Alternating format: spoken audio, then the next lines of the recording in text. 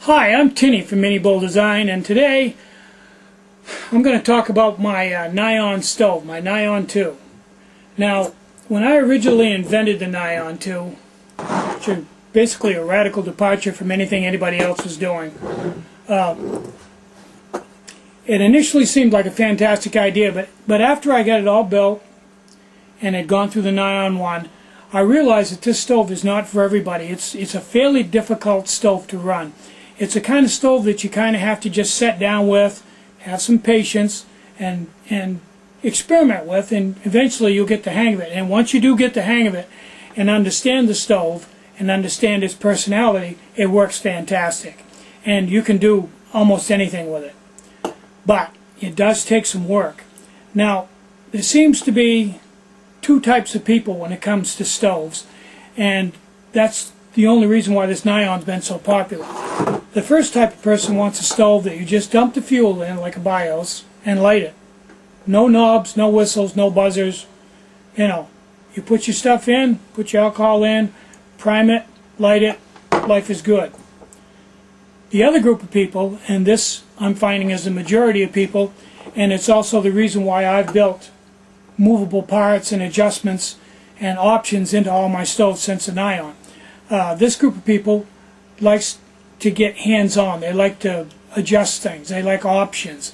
Just like to get their hands in the dirt and play. Just like to turn stuff, man. Gizmosis is, I think, the disease they have.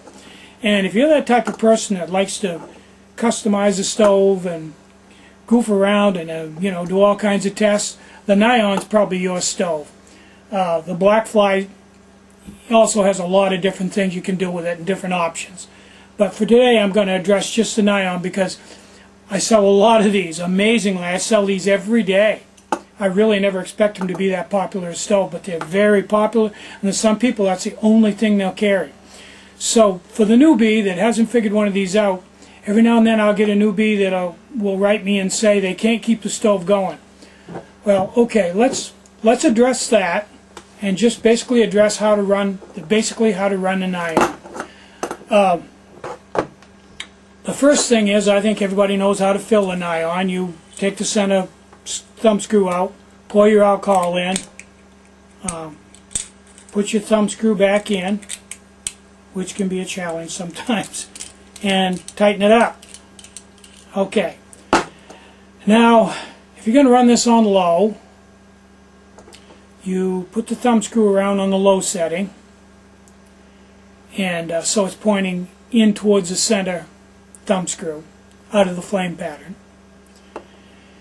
And you wet your wick down so it has plenty of alcohol on it, and then you light it.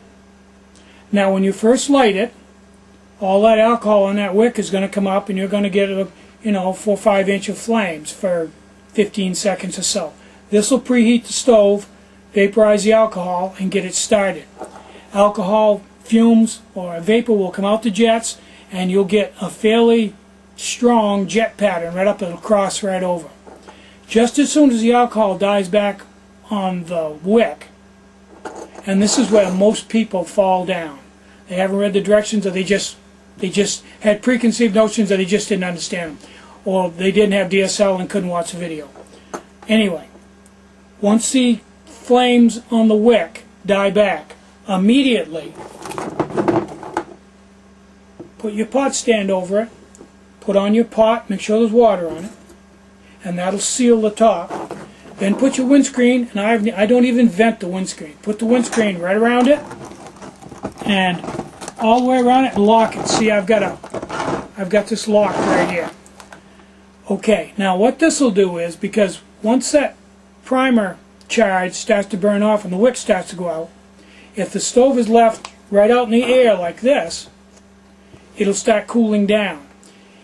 It doesn't have enough thermal transfer on its own to stay running, and it'll either go down to a very low flame or it'll just go out. So the reason why you've got this around here with the windscreen tight is you're taking the flames that it's generating right now and letting them build up inside of this windscreen and start to overheat the stove. Okay. Now leave that there for about a minute, and you can open it up a little bit and look in and see how your flame is. On low, your flames will probably be crossed. And if they aren't, keep it closed up until they do get high enough and hard enough so they cross. Once they cross, open it up, say that much, and watch. And you probably, before you get done, depending on what the temperature is and what the stove's setting on, you'll have to open it up maybe that far, and that'll allow the stove to cool down so the flames don't cross anymore, and they come out so you've got two separate flames. That's low. Now if they start to drop down, put your windscreen in a little tighter. And if they start to cross again, put your windscreen out. Like I said, this is a hands-on stove for people that like to goof around with stuff. Eventually, for the first timer, you'll get a spot where that windscreen is, and the whole thing's about the windscreen and the pot stand. You'll get it in the right spot where that flame will be where you want it, and you're golden. It'll burn that way. It's the same way when you go to high. You want the flames to cross right over on high. If they start to cover the whole top of the stove, open the windscreen. If they start to go back to two separate flames, close the windscreen. And that's really all there is to it. It's just a matter of trial and error. Now, another thing I suspect is that people are lighting this stove and just putting it out to the air. Well, we just covered that. That's not going to work because it's going to cool down. Second thing is I think they're using different pot stands than this. This is a standard Mini Bull design Heine pot stand. Now, you don't have to use a Heineken pot, but this stand, by coincidence, is 4 inches in diameter, roughly, and 3 inches high. It's the right size so that when you put the windscreen around it and have the pot on top of it, you have about the right surface area or the right volume inside for the stove to operate in. It can heat that big an area. If you use a bigger pot stand, or you use a pot stand that you can't seal the windscreen around the base of the pot so a lot of air is leaking out, the NION won't work. It has to be sealed on the top, sealed against the stove, and have the windscreen around it to keep it warm enough on the initial startup, or it won't work. I tried to relay this in my directions, and I probably didn't do as good a job as I should have. It's awfully hard to explain this to people on a sheet of paper. Even if you do a good job, everybody reads differently, and some people assume or they just don't get it. I've been guilty of the same thing many times. I just didn't get it. The video, a lot of people don't have DSL and can't see the video, and even the video, they just don't get it. So, once again, to repeat myself, this has to be sealed up so there's no air leaking out around the top of the pot, and the windscreen has to be tight. This windscreen simply made out of 2 sheets of heavy-duty aluminum foil, folded in half, and the other folded in half, and then enveloped together and smoothed out. Very easy to come by. I don't even offer it on the website because you can go to the shopping center and get enough to make 50 of them. Try to get it the height, just the height of your pot stand, and don't use a pot stand more than 3 inches high or more than 4 inches in diameter.